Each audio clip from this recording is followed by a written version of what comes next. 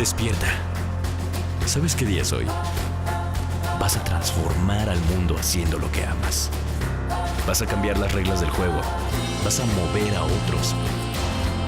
Busca, crea, innova, vuela. El mundo te espera. Transfórmalo. Hazlo UPAEP. Les agradecemos a todos por estar aquí para escuchar la excelente conferencia del doctor Martín Castro Manzano. Viene de la Decanatura de Artes, Humanidades y Ciencias Sociales.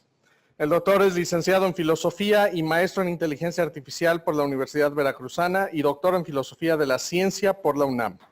Cuenta con formación en Ciencias Computacionales por la Benemérita Universidad Autónoma de Puebla. Es miembro del Sistema Nacional de Investigadores Nivel 1, de la Academia Mexicana de Lógica, la AML, de la Association for Symbolic Logic, la ASL, y ha sido socio de la Sociedad de Lógica, Metodología y Filosofía de la Ciencia en España, la SOLOFIS, y de la Sociedad Mexicana de Inteligencia Artificial.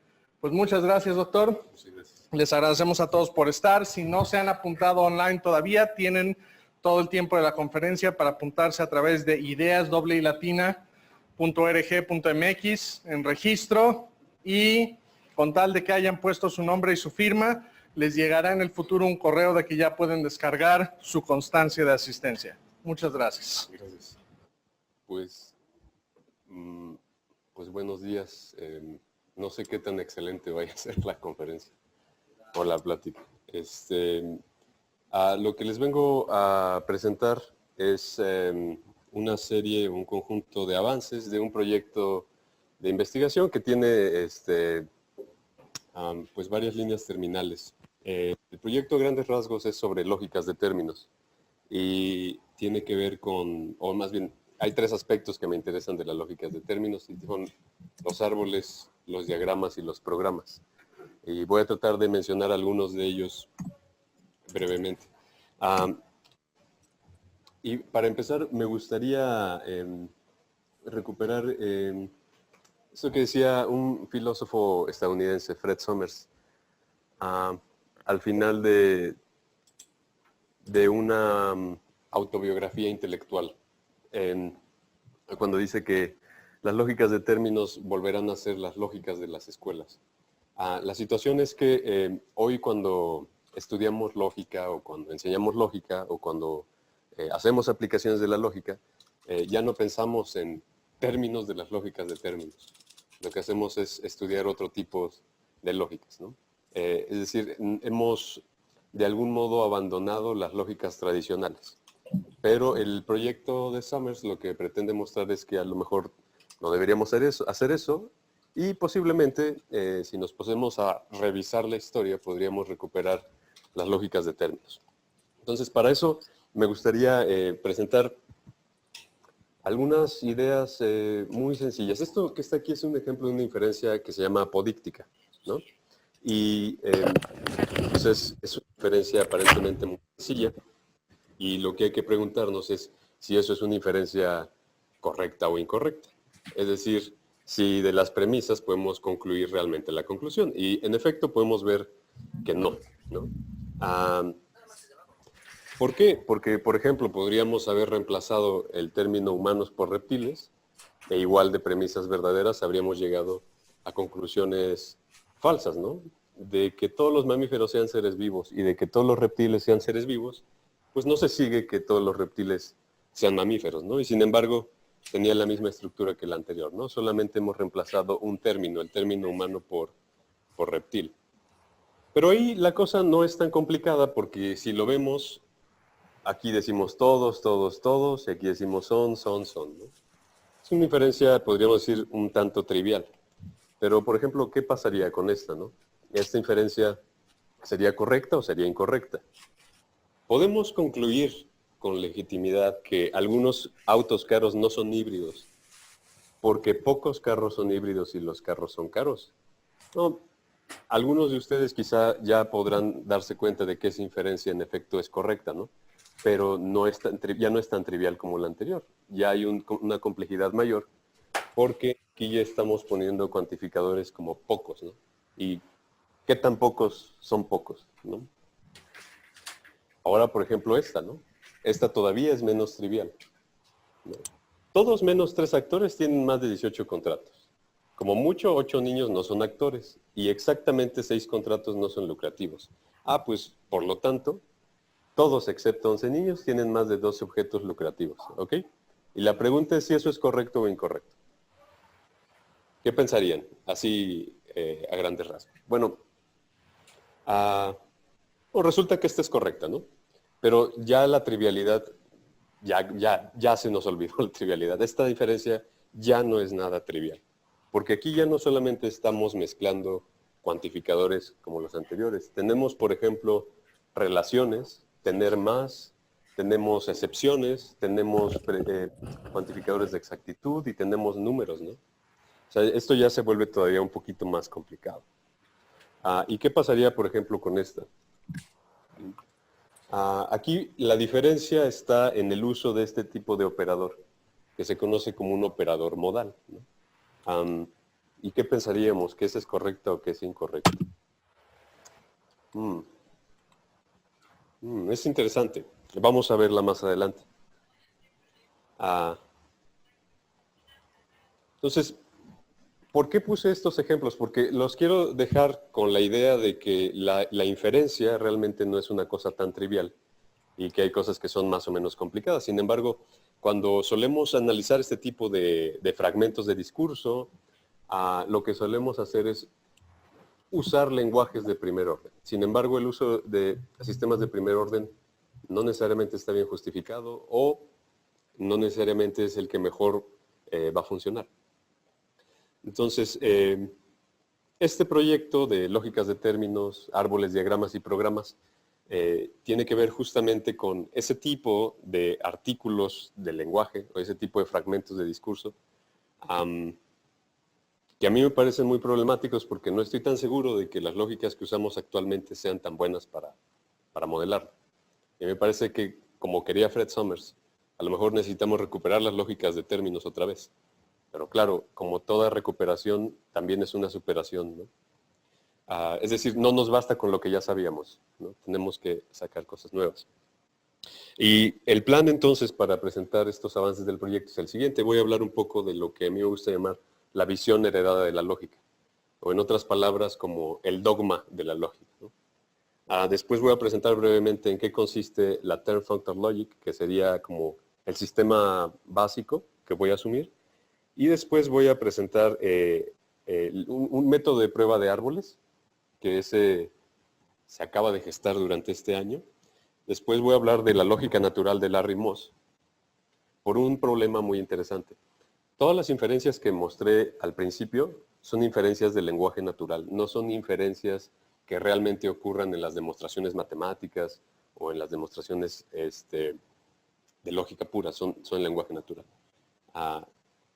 Y a mí me parece que las lógicas de términos son muy buenas para eso y ya llegaremos a eso. Y después les voy a presentar la parte de los programas que tiene que ver con un sistema, un software que estamos desarrollando con unos estudiantes y que todavía no sé cómo se va a llamar. No sé si se va a llamar TFL, PL, Proter, Protlog, todavía no sabemos cómo se va a llamar. Termlog podría ser. Ok. Bueno, entonces, para explicar rápidamente lo de la visión heredada de la lógica, me gustaría comentar, pues, cuál es la idea de la lógica, ¿no? ¿Qué es lo que decimos que es la lógica, ¿no? Y aquí estoy presentando 3 ideas como muy convencionales. Una primera idea es que, pues, la lógica estudia la relación de inferencia, ¿no? Es decir, cuando decimos que un argumento es correcto o incorrecto, o cuando decimos que una inferencia es válida o inválida, también podríamos decir que la meta de la lógica es la preservación de información, ¿no? En particular, cuando decimos que la lógica lo que pretende hacer es preservar la verdad. Si las premisas son verdaderas, las conclusiones también deberían ser verdaderas, ¿no? Cuando eso no ocurre es porque nuestra inferencia no es correcta. Otro modo de verlo es diciendo que la lógica estudia conjuntos de creencias consistentes, que eso, por cierto, es lo que yo creo que es la filosofía. Pero seguramente aquí habrá quien objete eso.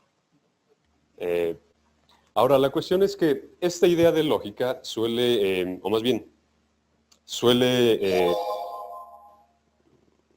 la inferencia, la validez, etcétera, suele estudiarse con lenguajes de primer orden. ¿Ok? Y los lenguajes de primer orden lo que hacen es inducir sistemas de primer orden. Entonces, estos son, por ejemplo, los tres típicos sistemas que utilizamos para enseñar, para estudiar y para aplicar lógica, ¿no? Eso es una lógica de primer orden, nivel proposicional. Lo que hace es decirnos, bueno, vamos a utilizar estos símbolos para representar proposiciones y estos para representar conectivas, ¿no? Una lógica de primer orden ya más compleja nos va a decir, bueno, pero hay que estudiar las proposiciones más a fondo. Tenemos que hablar de constantes individuales, variables individuales, funciones, predicados o relaciones y otro tipo de constantes lógicas, ¿no? Incluidas las famosas cuantificadores. Aquí estamos diciendo todo, aquí estamos diciendo alguno. Y la lógica de primer orden con identidad pues es más compleja, pero ¿por qué? Porque es la lógica de primer orden, pero añadiendo el predicado de igualdad, ¿no? Y lo que solemos hacer es definir estos sistemas axiomáticamente, ¿no? Entonces, por ejemplo, la lógica proposicional es un sistema de primer orden con sus axiomas y su regla básica de inferencia, ¿no? Y después la lógica de, bueno, la proposicional, luego la de primer orden es la misma proposicional más nuevos axiomas y nuevas reglas, ¿no? Y después la lógica de primer orden con identidad es todo lo anterior más axiomas de identidad, ¿no? Y con esa base lo que solemos hacer es estudiar, por ejemplo, matemáticas, como el caso de la teoría de conjuntos, que aquí estoy presentando el sistema de Zermelo-Fraenkel, ¿no? Que lo que tenemos es como base la lógica de primer orden con identidad, que serían todos los axiomas y todas las reglas que puse previamente, más estos nuevos axiomas, ¿no? Y con esto ya después podemos construir teorías de grupos, teorías, teorías de números, álgebras distintas, etc., ¿no? Ahora, la cuestión es, si ustedes se dan cuenta, estamos hablando de matemáticas y estamos utilizando este tipo de sistemas para hablar de matemáticas. Y lo que ha pasado es que se ha traspasado el uso de este sistema para estudiar el lenguaje natural. O sea, lo que usábamos para matemáticas se traspasó para estudiar lenguaje natural, ¿no? Y la pregunta es, ¿cuál es el origen de esta costumbre, ¿no?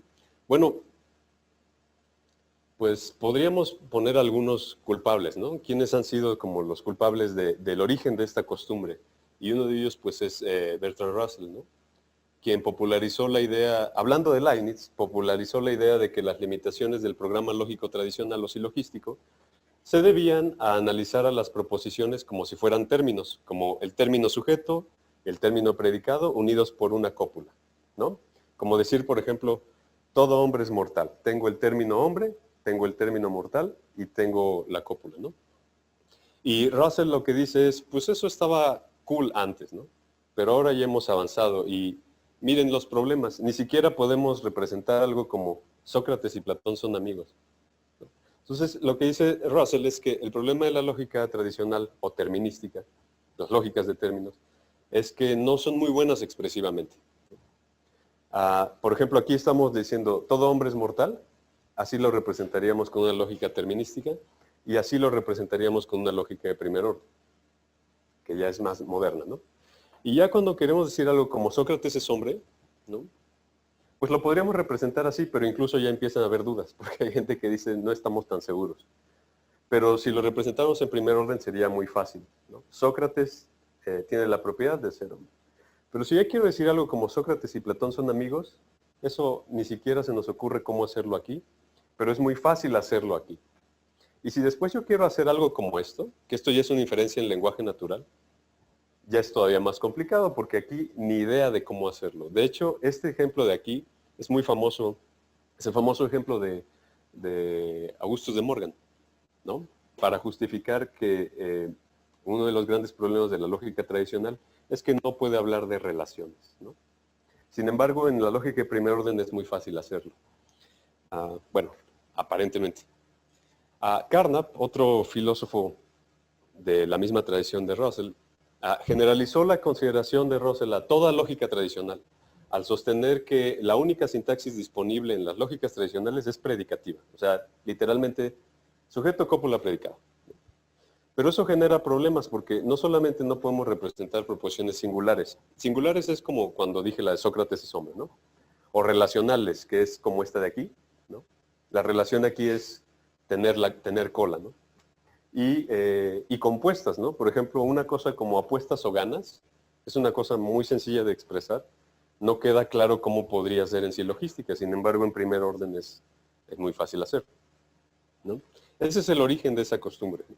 Pero el que más duro les dio a estas lógicas fue Peter Gitch, porque él no solamente se fijó en el carácter de la expresividad, sino incluso en la sintaxis. Gitch decía, bueno, a ver, vamos a suponer que los términos son como decía Aristóteles, ¿no? Pero hay un problema. Dice, los predicados vienen en pares contradictorios. Por ejemplo, si yo digo rojo, también puedo tener no rojo, ¿no? Si digo alto, también tengo lo no alto. Si digo feo, tengo lo no feo. Los predicados vienen en pares contradictorios. Dice, pero los sustantivos no. O sea, si tengo a Jorge, no tengo lo no Jorge, ¿no? Y dice, y si yo voy a decir que todo es término sujeto, término predicado, y los puedo cambiar de lugar, si los predicados vienen en pares contradictorios y los puedo cambiar, entonces a lo mejor también los sujetos vienen en pares contradictorios. Y dice, pero eso es absurdo, porque la función de un predicado es predicar y la función de un nombre es nombrar. Pero si yo digo que los puedo intercambiar, es como si yo estuviera diciendo que la función de un nombre es predicar y la función de un predicado es nombrar, lo cual no tiene sentido. Y eso fue como quizá la crítica más fuerte que le hicieron a las lógicas de términos. Y eso llevó a Gitch a decir cosas como estas, ¿no? Que entre una lógica de términos, la lógica viejita, y las lógicas nuevas, solo puede haber guerra, ¿no? No hay términos medios. En contraste, la lógica genuina, que estaría determinada por los sistemas contemporáneos, sigue el paradigma de Gottlob Frege, que lo que diría es que hay que abandonar la sintaxis de sujeto, verbo y predicado, y hay que favorecer una sintaxis más matematizada de funciones y argumentos. Lo que sucede entonces es que esta sintaxis binaria, ¿no?, promueve lenguajes de primer orden. Y esta elección sintáctica es la que nos es familiar actualmente, porque es la que usamos cuando enseñamos, cuando investigamos o cuando aplicamos lógica. Esto es lo que yo llamo la visión heredada de la lógica, ¿no? Sin embargo, es un poco extraño porque, por ejemplo, como dice John Woods, no es un secreto que la lógica clásica y sus variantes principales no sean muy buenas para la inferencia.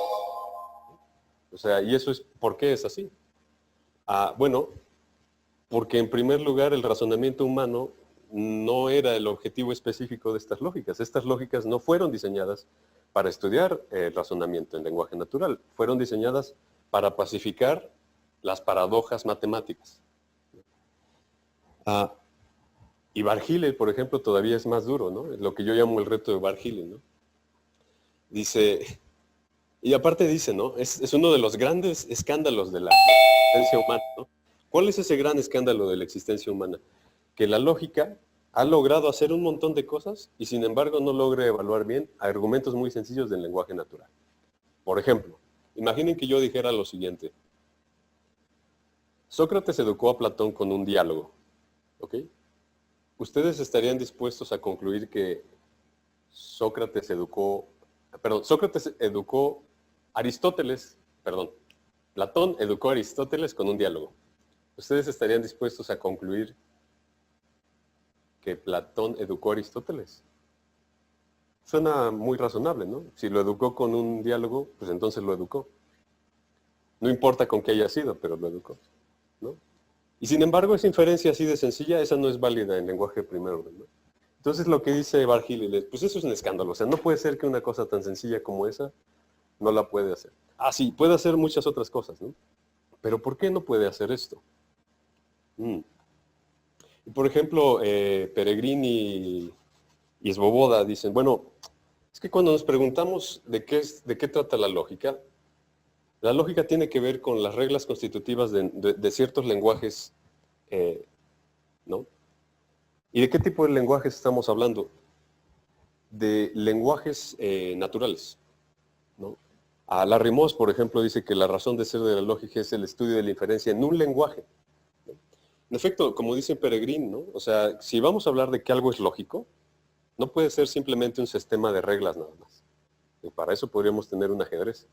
Pero el ajedrez es un sistema de reglas, es un sistema formal, pero no por eso le llamamos propiamente una lógica.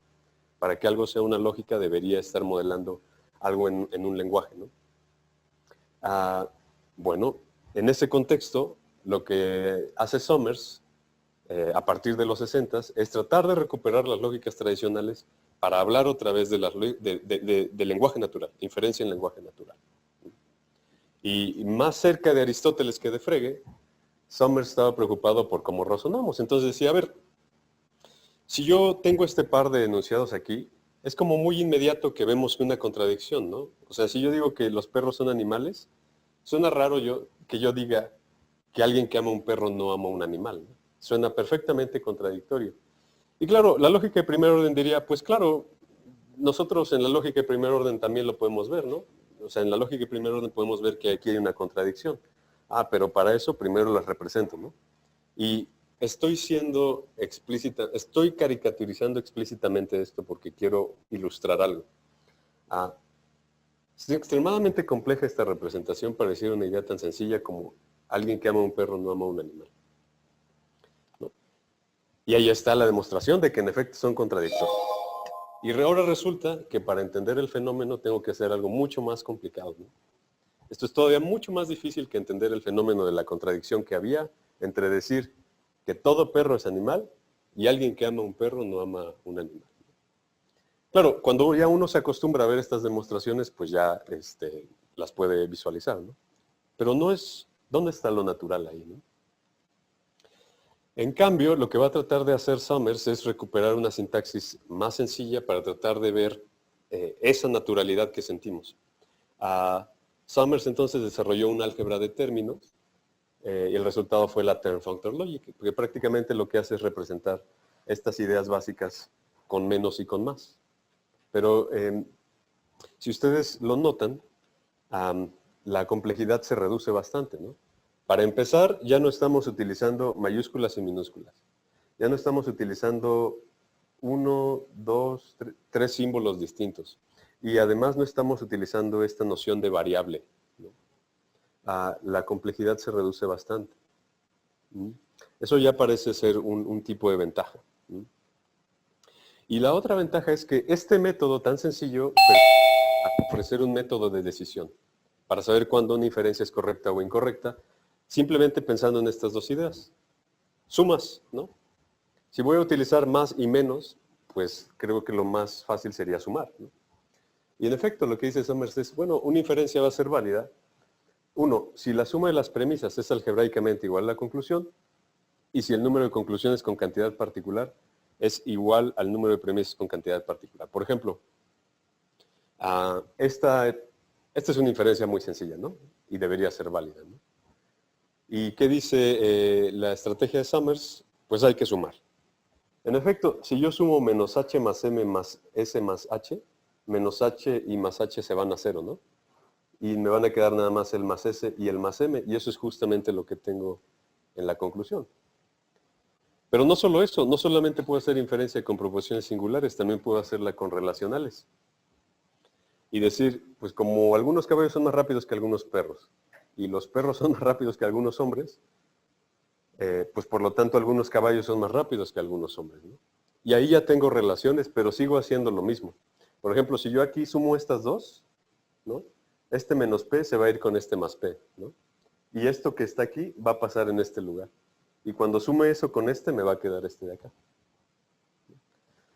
Y por último, también podemos hacer inferencias con proporciones compuestas, ¿no? Una norma muy sencilla, como si P, entonces Q. Y P, pues por lo tanto Q, pues es igual. Menos P más Q y más P, pues estas se van a cero, ¿no? Menos P más P y me queda más Q. Igual, apelando simplemente a la idea de sumas y restas. Entonces, estos elementos bastan para responder a las críticas de Carnap, de Russell-Gich, pero, por ejemplo, nos permiten ver la contradicción anterior de manera más eficiente, ¿no? Aquí ya se ve la contradicción. Más Q más A es lo mismo que este más Q más A, ¿no? Estos dos son lo mismo. Pero aquí lo que estoy diciendo es que más esto menos esto, pero más esto menos esto es cero, ¿no? Eso es una contradicción. Y no necesito hacer toda esa demostración como de 15 pasos, ¿no? Entonces, ¿por qué puse todos estos ejemplos? Porque lo que quiero ilustrar es que esta lógica de términos es capaz de modelar el mismo rango de inferencias de la lógica de primer orden. Y sin embargo, todavía más, es más expresiva que la lógica de primer orden. Consideremos, por ejemplo, esta, ¿ok? Dice, Platón educó a Aristóteles, luego Aristóteles fue educado por Platón. Es un cambio de voz, ¿no? De voz activa a voz pasiva. Si yo lo hiciera en primer orden, yo tendría esta representación. Y si ya lo hago con la lógica de términos, tengo esta, pero quiero que noten algo importante. Esta representación sintáctica, si yo aquí leo Platón educó a Aristóteles, aquí vuelvo a leer Platón educó a Aristóteles, pero la conclusión no es esa. La conclusión es Aristóteles fue educado por Platón. Y eso sí pasa aquí. Aquí tengo Platón primero y luego Aristóteles, y aquí tengo Aristóteles primero y luego a Platón. Pero eso no pasa aquí. ¿Y qué hace la lógica de primer orden? La lógica de primer orden dice, lo que pasa es que la voz activa y la voz pasiva son equivalentes. Entonces, en realidad, no importa el cambio. Pero es una respuesta que no ha lugar, o sea, no funciona. Porque, por ejemplo, si yo tengo la siguiente inferencia, P y Q, por lo tanto, Q y P, ¿no? Esto se llama conmutación. Lo único que hago es cambiar de lugar. Bueno, pero si yo voy a salir con la idea de que porque representan el mismo contenido proposicional, entonces no necesito hacer el cambio, ¿para qué carambas necesito poner la regla de conmutación si la conmutación sigue expresando el mismo contenido? Entonces es una respuesta que no es legítima, ¿no? Entonces, por ejemplo, la lógica de primer orden no puede hacer esto. ¿Por qué? Pues porque no fue diseñada para eso. Y la seguimos usando. O por ejemplo, una cosa que se llama cambio asociativo, ¿no? Sócrates educó a un educador de Aristóteles. Pues por lo tanto, alguien a quien Sócrates educó a Aristóteles. Si yo hago lo mismo en primer orden, pasa exactamente lo mismo. No hay ninguna diferencia. Pero si yo lo hago en la lógica de términos, claramente puedo ver por asociatividad de la suma cómo estas cosas se pueden cambiar de lugar. Y aquí estaba todo asociado hacia acá y aquí quedaron estas asociadas por separado, ¿no? Y por último, que esta es la que me encanta, ¿no?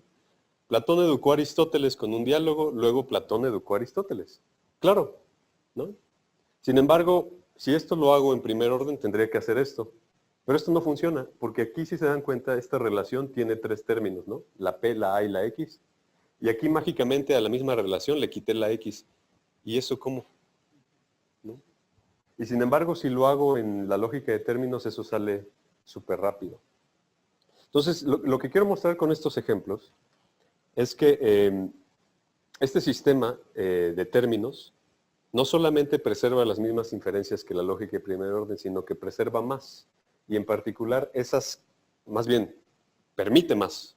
Y esas más que permite son del lenguaje natural, como la simplificación poliádica, por ejemplo.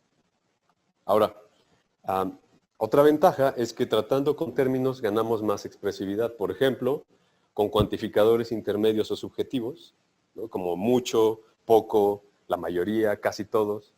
Eso quererlo hacer en primer orden se puede, pero es un rollo, es muy complicado. O con cuantificadores exactos o objetivos, que eso es ya cuando ponemos números, ¿no? 15 fulanitos vieron al Papa, por ejemplo, ¿no? O con operadores modales, o en el caso de sistemas híbridos, cuando queremos combinar modales con numéricos, etc. Por ejemplo, este es un ejemplo. Esta sería la sintaxis con términos de los cuantificadores subjetivos, ¿no? Si yo quiero decir pocos, la mayoría de esos no son P, etc. Es un ejemplo, ¿no? Y ahí hay un caso de una inferencia inválida y de una inferencia válida. Por ejemplo, esta es inválida, ¿no? De que muchos mexicanos son amables, los mexicanos son humanos, pues por lo tanto muchos humanos son amables, no se sigue. Sin embargo, de que, y por ejemplo, aquí está claro, ¿no? El más m con el más m, con el menos m se van a ir a cero, ¿no? Y me va a quedar más h con p. Pero este h tenía 0, ¿no? ¿De dónde rayos salió esta h con 1? No puede ser, por eso es una inferencia incorrecta, ¿no? El de abajo, sin embargo, sí funciona perfectamente, ¿no? El más c con el menos c se van a 0, se eliminan, y me va a quedar el más e, que aquí está, y el menos h, que aquí está, y siguen teniendo su índice 0, ¿no? Ese sí funciona, es una inferencia que funciona, ¿no? O después le puede hacer todo esto, pero ya con cuantificadores exactos, no con cuantificadores subjetivos. ¿no? Y decir, por ejemplo, cosas como a lo mucho 10S no son P, o cosas como por lo menos todos, excepto 15S, no son P, ¿no? Podemos hacer esas cosas. Y quedarían cosas como este que habíamos dicho, ¿no? Y esta sería la sintaxis para representar un argumento como este, ¿no? O si ya queremos hablar entonces de los operadores modales, lo único que tenemos que hacer es añadir el famoso cuadrito que significa necesidad, ¿no? Y el diamante, ¿no? Que significa posible, y con eso ya tenemos un sistema modal de base, ¿no? Y podemos decir cosas como las siguientes, ¿no? El de arriba es correcto, el de abajo es incorrecto. Y este es bonito porque Aristóteles lo refiere en Primeros Analíticos, cuando dice que es una cosa extraña porque el único cambio del necesario fue que aquí aparece en la premisa menor, en la de abajo, y aquí aparece en la premisa de arriba. Y sin embargo, solo por ese cambio, uno es válido y el otro es inválido, ¿no? Aunque parece que suenan como casi iguales, ¿no? Ok, lo voy a saltar. Entonces, en resumen de todo esto, lo que quiero mostrar es que a pesar de sus méritos en la fundamentación de las matemáticas, la lógica de primer orden, los sistemas de primer orden, no deberían ser las lógicas del lenguaje natural. Y las lógicas de términos como TFL, a diferencia, tienen una sintaxis más natural y un conjunto de reglas más simples. Si uno ve las reglas, son como 15 o 16. Y tienen capacidades expresivas muy importantes. Sin embargo, los métodos de demostración para TFL están subdesarrollados, porque TFL es una lógica que no debe tener ni 50 años de existencia. Entonces hay muy pocas cosas desarrolladas todavía para TFL. Entonces, ¿qué es lo que hicimos? Pues proponer un método de prueba que fuera más eficiente y efectivo y más rápido, porque estamos en estos tiempos de efectividad y rapidez. Y yo soy hijo de mi tiempo, entonces tuve que hacerlo. Entonces, por ejemplo, esas son las únicas reglas que necesitamos. Y con esas dos reglas podemos representar todas las inferencias válidas o inválidas en TFL, ¿no? Por ejemplo, ahí yo tengo una inferencia muy sencilla, ¿no? Si yo digo que todo M es P y que todo S es M, pues debería concluir que todo S es P, ¿no? Pues sí. Y si yo le aplico las normas de los árboles, veo que en todos los casos, esto que está aquí significa que la rama cierra. Y cuando la rama cierra, significa que el argumento es correcto. Y en todos los casos, todas las posibles ramas cierran, por lo tanto, ese es un argumento correcto, ¿no? Pero también lo puedo hacer... perdón, este sería el árbol para esta contradicción, ¿no? Para la de todo perro es animal y quien quiere un perro o quien ama un perro no ama un animal. Igual si se puede ver, todas cierran, ¿no? Pero lo puedo... y aprovecho. Eso, por cierto, el que está a la izquierda, es el árbol que ocurriría si usáramos lógica de primer orden. Y tan solo a primera vista se puede ver una diferencia, ¿no? Si ustedes ven aquí, al final tenemos 1, 2, 3, 4, 5, 6 caminos, ¿no? Y en el otro solo tenemos 3. O sea, sí parece que también hay una reducción en la complejidad. Pero también podemos hacer los árboles para los cuantificadores subjetivos. Y también funciona. Este era válido y en efecto todo cierra, ¿no? O también podemos hacerlos para los cuantificadores objetivos, ¿no? Igual todo cierra y aquí hay una estrategia de un vector muy extraño que en otro momento podríamos comentar, pero funciona. Y también para el caso modal. En otras palabras, este método de árboles funciona para el sistema de familias de TFL. ¿Qué es lo interesante de todo esto? Que este método de demostración para los sistemas TFL min es que preservan el poder inferencial de los sistemas de términos, en el sentido de Zuverlässigkeit, ¿no? Que es como idea de confiabilidad, ¿no? O sea, parece que los árboles sí son confiables. Lo que hacemos con los árboles nos da inferencias válidas, y si una inferencia es válida, va a funcionar con los árboles. Y reducimos considerablemente el número de reglas de inferencia. También preservamos el poder expresivo de la familia de sistemas, ¿no? Podemos hacer transformaciones de voz activa, pasiva, singulares, relacionales. Todas esas virtudes que tiene la lógica de términos, ¿no? Lo cual les otorga una ventaja competitiva sobre la lógica de primer orden, ¿no? Y sus respectivos métodos de prueba. Pero además, estos árboles nos permiten descubrir una relación insospechada. Y es que TFL y estas extensiones modales, numéricas, etcétera, son aptos para un proyecto de naturalización de la lógica, ¿no? De volver a hablar del lenguaje natural. Y para esto voy a brevemente comentar el proyecto de naturalización de Moss. El proyecto de naturalización de Moss lo que pretende mostrar es que hay un problema. Hay ciertos límites a lo que podemos representar en los sistemas formales. Y aquí hay una frontera que, Moss le llama la frontera de Church-Turing, ¿no? Que es la distinción entre los sistemas decidibles y los sistemas no decidibles. Y, por ejemplo, aquí está la lógica de primer orden, ¿no?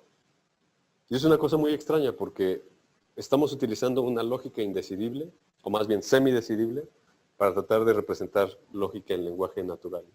Y lo que dice Moss es, ¿no será que a lo mejor hay un sistema que sea casi tan bueno como ese, pero que esté abajo de la frontera?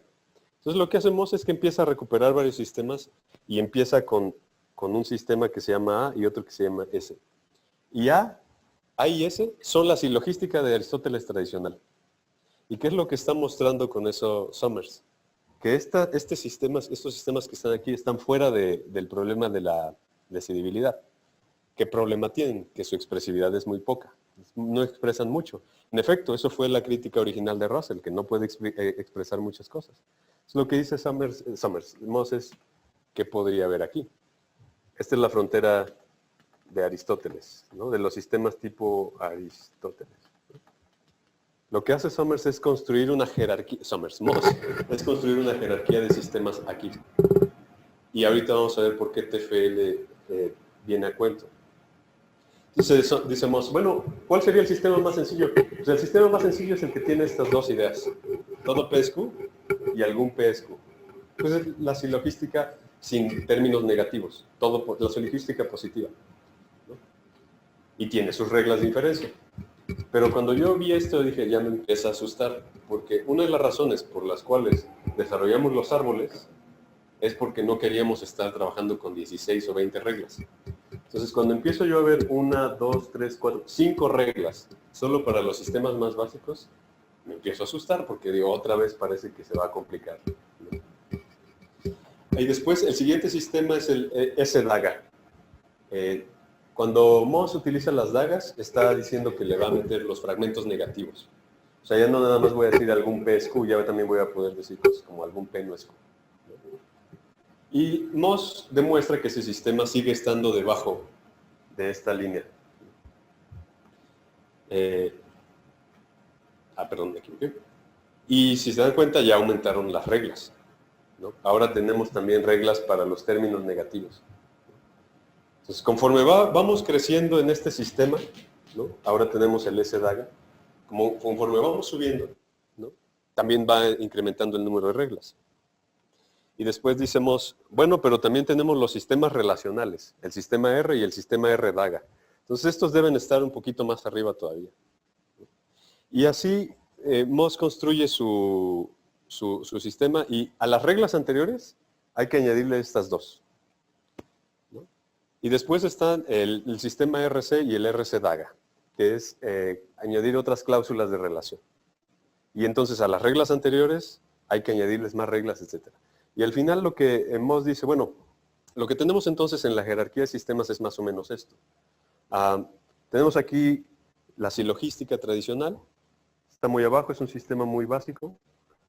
La silogística con cuantificadores subjetivos, silogística pero con negaciones, relaciones con cláusulas, relaciones con adjetivos transitivos y relaciones con adjetivos transitivos y, comparativos y frases adjetivas opuestas. Y dice, y después, más arriba, están sistemas que son más que aristotélicos. Todos estos de acá. Pero si uno se pasa, ya cae en los sistemas que no son decidibles. Y lo que trata de hacer Moss es decir, bueno, nuestro lenguaje natural está por aquí. O sea, lo que hacemos en el lenguaje natural es más o menos esto de acá. Esto ofrece evidencia, como argumentamos, de que sí se pueden desarrollar sistemas lógicos con una noción restringida de variable probar completud y sin embargo estar debajo de esta frontera. Pero usando los árboles, se puede probar que la jerarquía de Mohs es un subconjunto de TFL. Pero no al revés. Y eso es muy interesante porque entonces lo que estaríamos diciendo es que TFL, esta lógica y su familia, no solo el TFL, sino también el TFL modal, el TFL numérico, etc., es un sistema también de lógica natural. Es decir, TFL estaría más o menos por acá. No puede estar acá porque como es una lógica de términos, está fuera de los sistemas Peano-Frege, porque los sistemas Peano-Frege son de primer orden. Y como TFL no es de primer orden, tiene que estar más bien de ese lado. Entonces, toda esa familia de sistemas de TFL tienen que estar por acá. Y eso es un proyecto completamente alternativo a lo que hoy solemos hacer, ¿no? Ahora, aquí es donde viene la parte de programas ahora. Porque lo que decíamos es, si todo esto que está de este lado tiene lo que ver con la visión heredada de la lógica y software y todo eso, ¿por qué no podríamos hacer algo similar pero con TFL, ¿no? Y entonces encontramos unos trabajos de maestría de un señor, Eyal Moses, que habla del concepto de base de datos aristotélica. Y lo que dice es que, así como hay distintos tipos de bases de datos, se nos ha olvidado que Aristóteles nos podría haber servido bien para eso. ¿Por qué?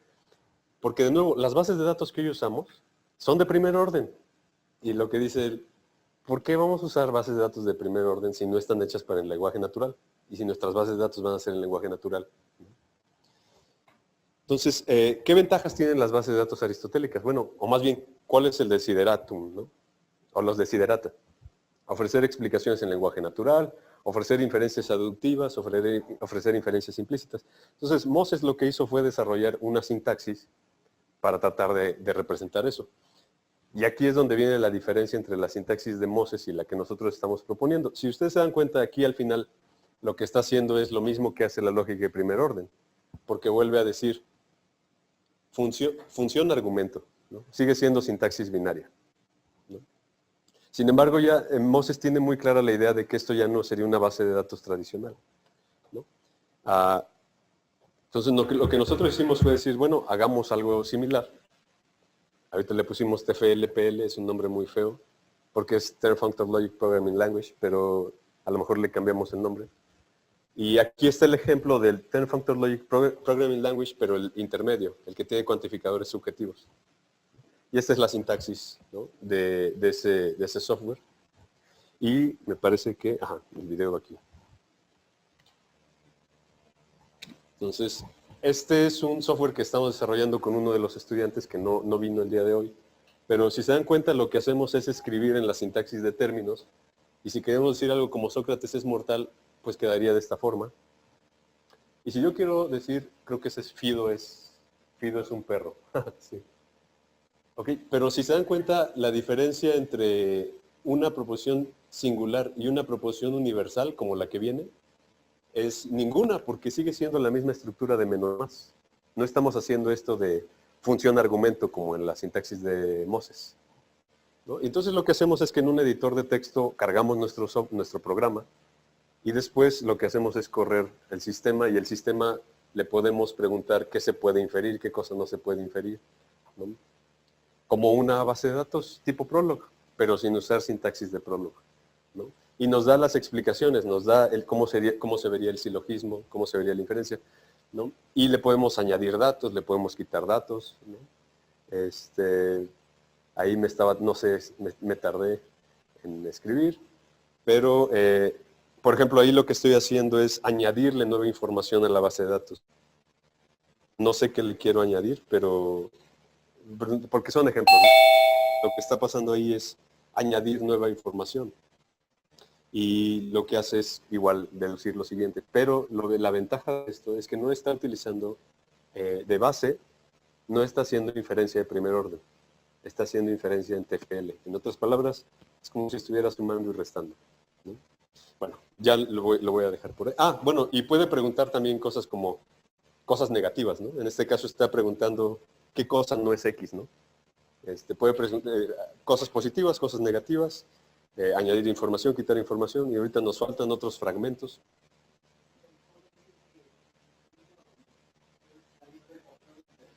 Exactamente.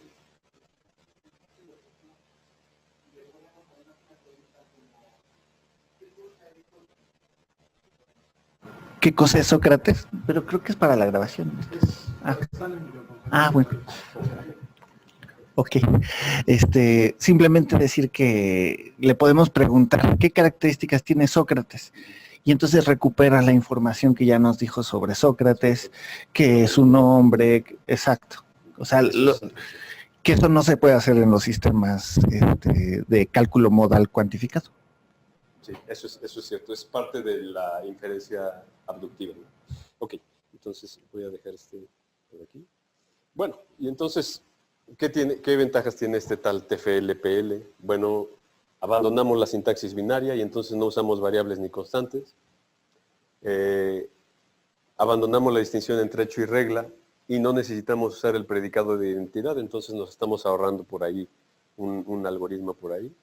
Podemos definir bases de datos aristotélicas y esto es lo bonito, que entonces este lenguaje de programación sería la contraparte computacional de ese proyecto de lógica natural.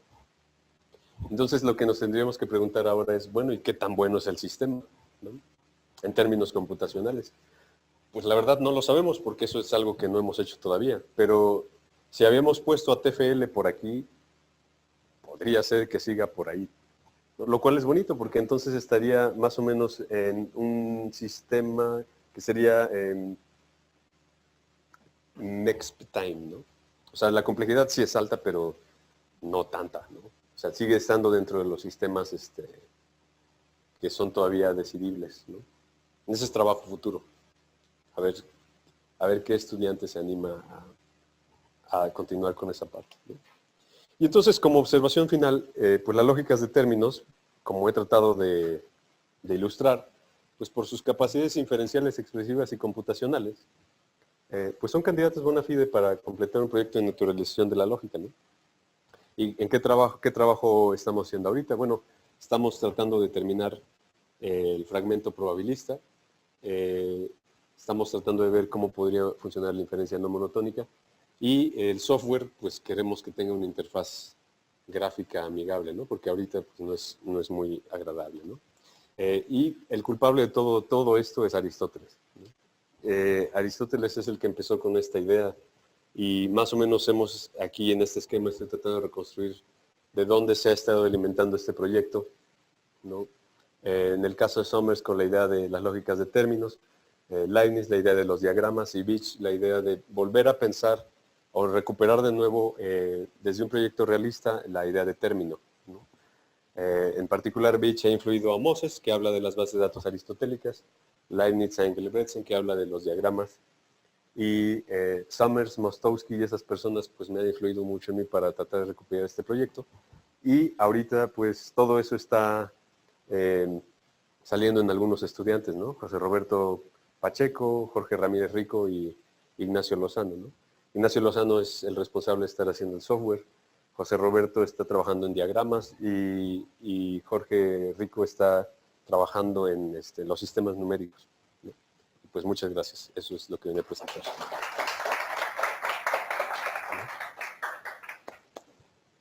Pues muchas gracias.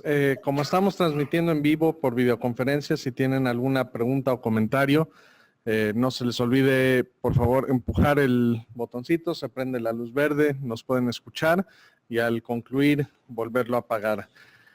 Una pregunta para varios de nosotros que creo que, aunque le vamos siguiendo la onda, no somos del área de lógica formal y computación.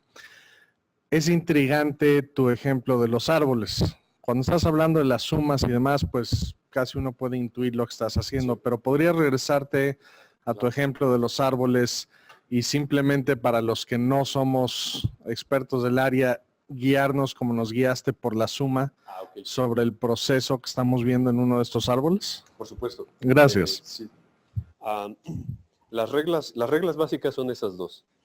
Y esas reglas surgen literalmente de la sintaxis que hay. En la sintaxis solamente hay esas combinaciones. Empezar con menos más o menos menos, o empezar con más y más menos. Cuando una regla empieza con menos, se va a ir en paralelo. Va a abrir, ¿no? Y cuando una regla empieza con más, se va a ir en serie, ¿no? Entonces, por ejemplo, si yo digo una idea como todo hombre es mortal, ¿no? Y todo mortal es guapo. La inferencia ahí sería que todo guapo es... todo hombre es guapo, ¿no? Sí, ¿no? ¿O no? ¿O me estoy equivocando?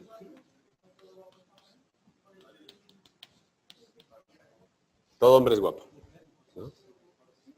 No puede ser que estoy hablando de esto y ahora ni yo puedo hacer esto, ¿verdad? Entonces, el primero, como es de tipo universal, empieza con menos. O sea, digamos, eso es parte de la representación sintáctica, ¿no? Este sería menos h más m, ¿no? El segundo sería menos n más g. Y la supuesta conclusión sería menos h más g, ¿no? Entonces, para aplicar los árboles en realidad pues son una estrategia muy conocida que lo que pretende hacer es graficar la reducción al absurdo. Entonces lo que hacemos primero es negar la conclusión. Entonces, para negar la conclusión decimos pues menos lo que ya habíamos dicho. Y ahí aplicamos literalmente nuestras reglas algebraicas usuales. Y menos por menos sería más. Y menos por más sería menos. Y entonces esta de aquí, perdón, me falta aquí. Esta de aquí se parece a esta de acá, ¿no? Entonces lo que hacemos es que vamos a ir hacia abajo y nos quedaría más h y después menos g. Y hay un superíndice ahí, ese superíndice es instrumental. Lo voy a poner ahí como un 1. Es un índice que podría variar sobre cualquier natural, ¿no? Y ya usé esta regla de acá, ¿no? Digamos que ya la usé. Y después me quedan estas dos.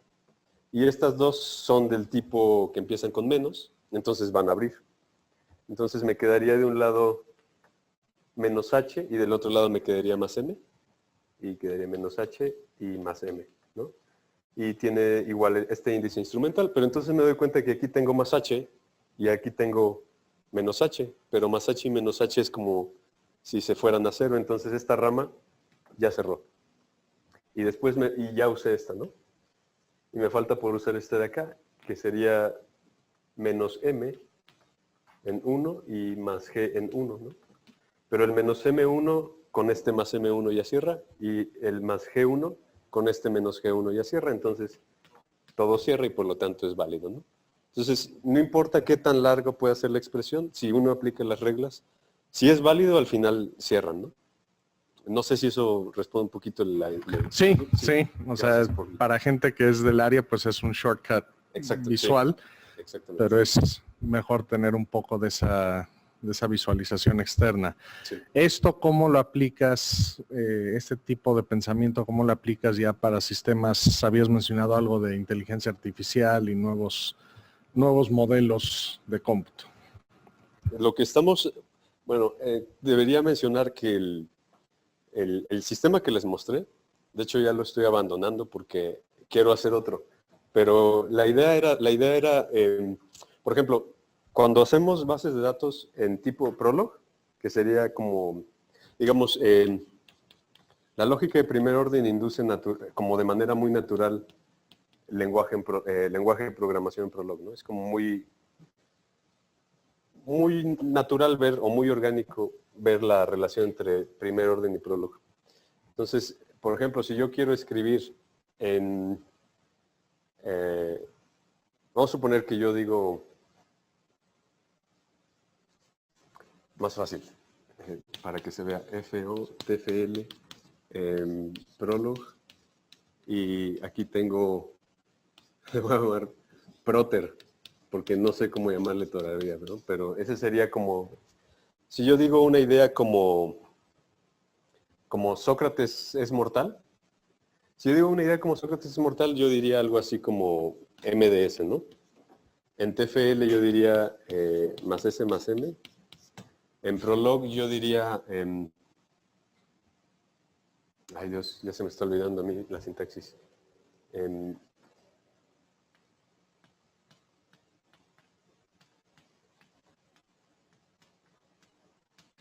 Mortal Sócrates punto. Y en Proter sería más S0 más M0, ¿no? Y después, si yo quisiera representar todo hombre es mortal, H de X, entonces M de X. Pero aquí sería nada más menos H más M. Y aquí ya se empieza a ver extraño porque aquí yo tendría que decir algo como mortal X, sí, hombre X, ¿no? Y aquí sería simplemente menos H0 más M0. Pero si yo ya quiero decir algo como la mayoría de mexicanos son guapos,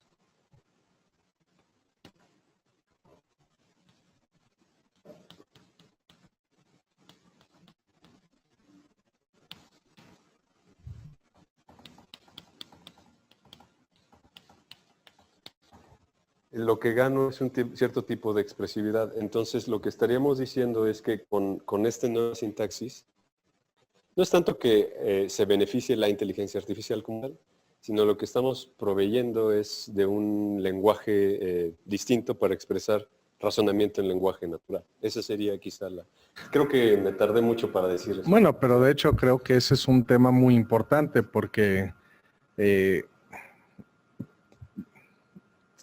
siempre ha sido el gran problema traducir nuestra comunicación, nuestra perspectiva, nuestra manera de ver a los unos y ceros, ¿no? Sí.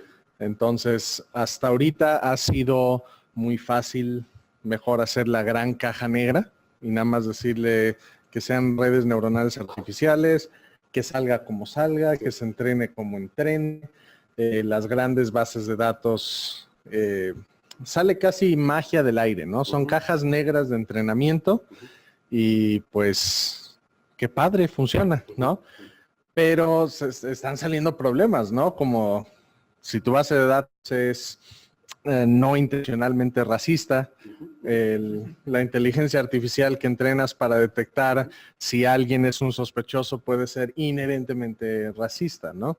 Entonces, habilidad de poder tener una manera de comunicar o entrenar o hablar o hacer que nos permita tener un poco más de grado de entendimiento y control de cómo estamos comunicando con estos sistemas y programable, pues sí creo que es un valor agregado increíble que nos lleva más allá de las puras cajas negras, porque las cajas negras no necesariamente son comprensibles y se está volviendo un problema muy actual en la inteligencia artificial, tratar de diseñar programas para ir al revés, tratar de entender el por qué. Ah, me dijiste que esto es un animal, explícame por qué, pero es básicamente nada más resaltar en colorcito el área de la imagen que me hizo pensar animal, o el área de la imagen que me hizo pensar coche, o el área de la imagen que me hizo pensar tal como inteligencia artificial, pero siguen siendo resultados que evolvieron, ¿no? Sí, sí. Evolutivos, incomprensibles, sin estructura, sin origen, sin lógica necesariamente. Me parece una observación de lo más atinada.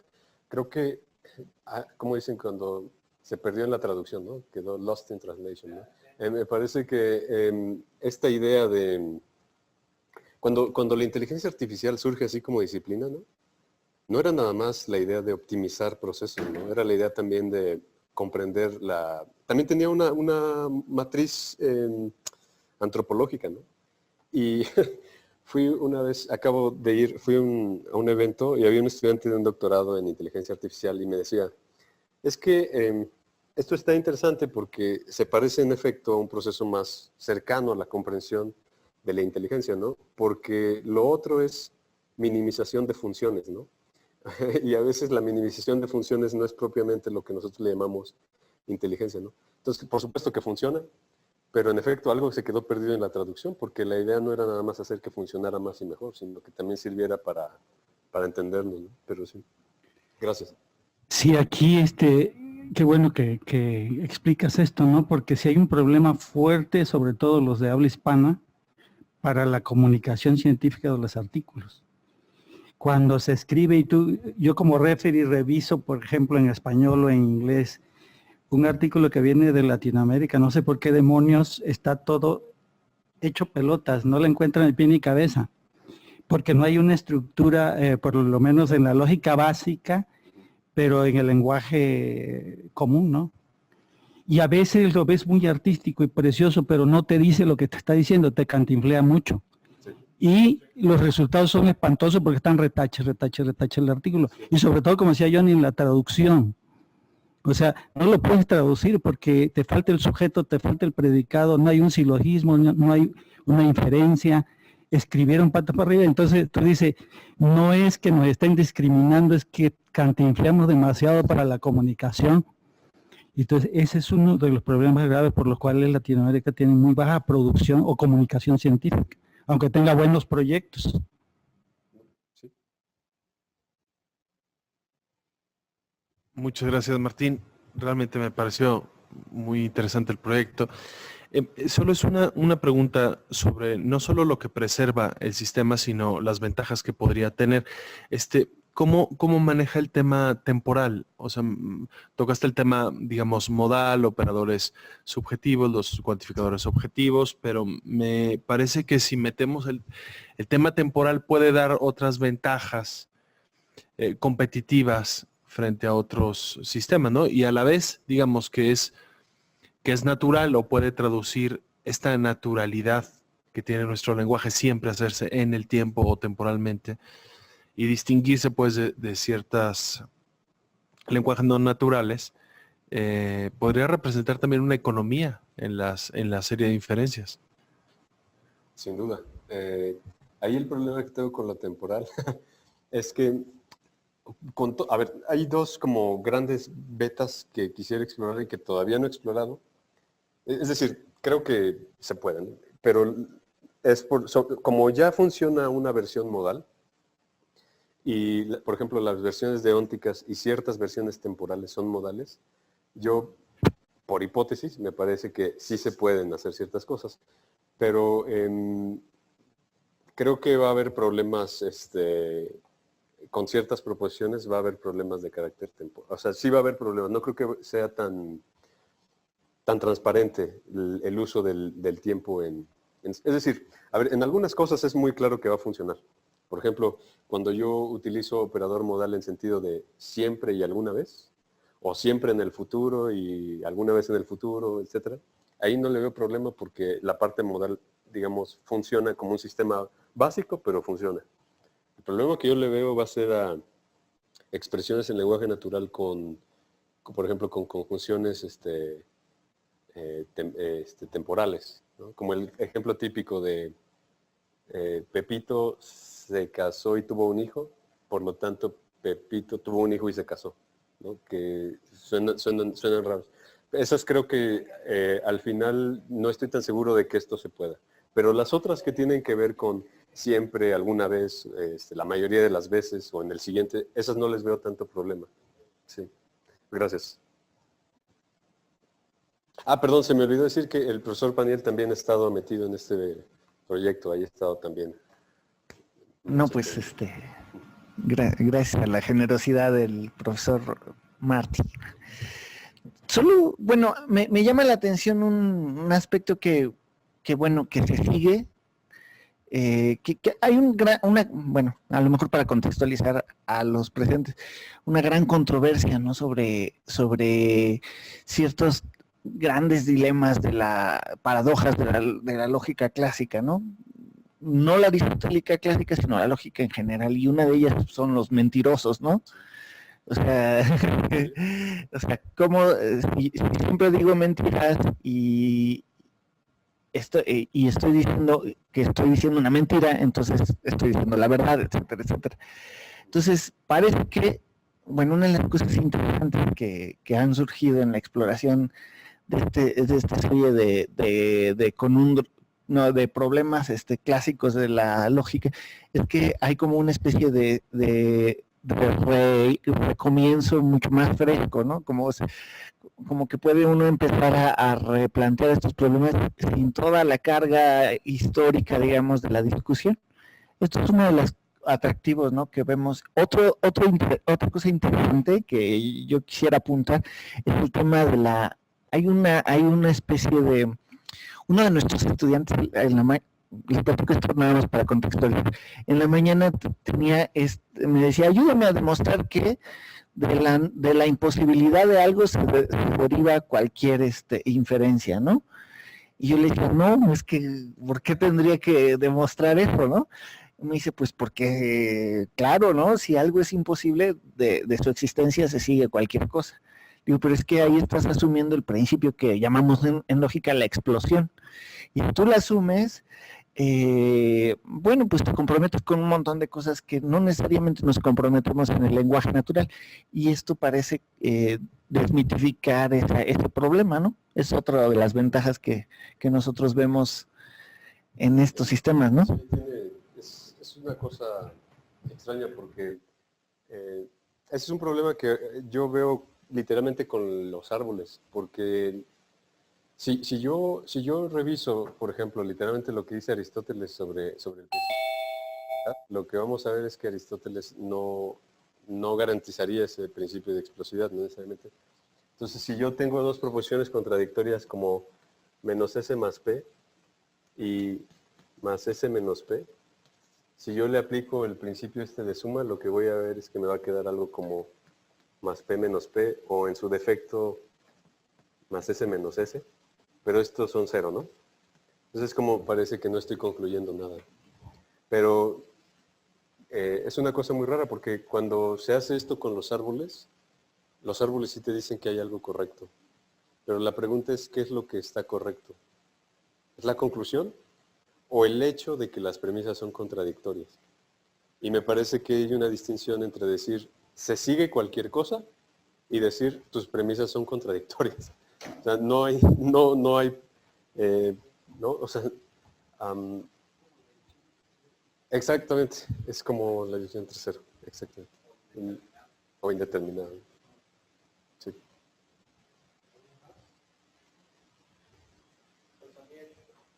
Comentarte que en línea simplemente Silvia te manda la felicitación por ayudar a hacer que algo tan complejo pueda ser un poco más entendible y acercable. Creo que es un tema para nosotros que estamos desde la Fundación Ideas, muy importante para nosotros este concepto de acercar diferentes tipos de conocimientos a otros, ¿no? Quizá no sea algo que vayamos a programar nosotros, no sea algo que estemos haciendo, no sea algo que estemos pensando, pero es bueno por lo menos entender qué están haciendo y por qué, porque en un futuro quizá se pueda colaborar entendiendo algo así, ¿no? Quizá alguien de arte y publicidad pueda entonces comprender un poco más un clasificador de ciertas cosas que han generado los mejores resultados en un marketing, ¿no? Entonces ya no es un clasificador tan binario, ¿no? Ya no es un clasificador tan, pues el color rojo siempre es bueno, ¿no? Sino que puedes ya tamizar un poco más de gradiente, ¿no? Es que casi siempre cuando usas un color rojo en la presencia de latinos, tienes una mejor respuesta tal, ¿no? Entonces, el entender que no es nada más magia, porque cualquier disciplina, cuando no le entiendes y cuando no piensas, corre el peligro de que te vuelvas Harry Potter y que nada más cuando te pido algo es la varita mágica y funcionó y qué bueno. Pues les agradecemos que hayan venido a desmitificar un poco de eso y contribuir y les felicitamos. En realidad un excelente trabajo. Pues muchas gracias. Perfecto. Yo tengo una pregunta ahorita, pero tengo dos. Los árboles componenciales de eco, que a lo mejor Juan sabe más de esto, ¿se parecen o están basados en esto? No los conozco. ¿Cuáles? Son árboles de Ah, ok. Este, ¿Tienen relación? sí, o sea, ¿son binarios también? No. No, podrían ser... Son binarios, ¿no? Pero son Sí, de lo son, lógica. porque el principio de Ah, cancelación sí, es claro. igual. Ah, no los conozco. Los tengo que... Son como grafos de Shin. Ok.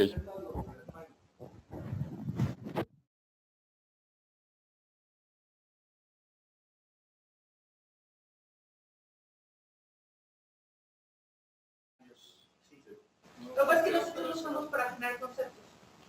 Entonces, para un concepto lo visualizamos a partir de abusos policiales. Yo no los uso mucho, pero Sí, pues con Dora, por ejemplo, del Sí. EPP, ella y yo estuvimos explorando un poquito que salía de... Despierta. ¿Sabes qué día es hoy? Vas a transformar al mundo haciendo lo que amas. Vas a cambiar las reglas del juego. Vas a mover a otros. Busca, crea, innova, vuela. El mundo te espera. Transfórmalo. Hazlo, UPAE.